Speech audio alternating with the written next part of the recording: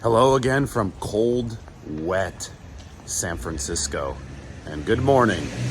This is the preview of the weather conditions that the 49ers and Seahawks will likely play in on Saturday. I mean, for those of you not in California, the rain has just been coming to the point where we have little breaks like this. It isn't currently raining, but it's still going to be damp everywhere. And then you look at the forecast, and tomorrow, Thursday, is probably the best day as far as lowest chance of rain.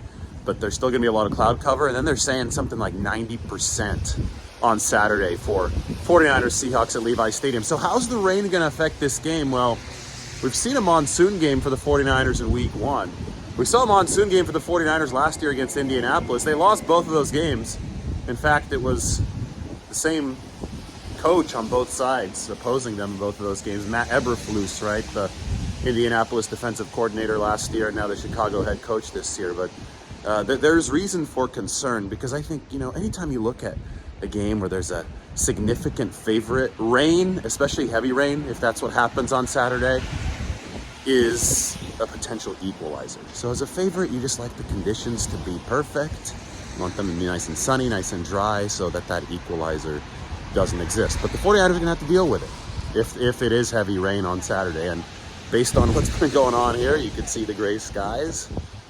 It might be something that they have to adapt to. And the good news for the 49ers in that regard is that this is a running football team, right? It's a balanced football team, but first and foremost, it is a team that can run the ball and stop the run. They're the best in the league in the latter category. They've been number 3 in the league, rushing efficiency, ever since picking up Christian McCaffrey on offense. So if it's too slippery to throw, if that football is a little too heavy, then that run game has to take charge.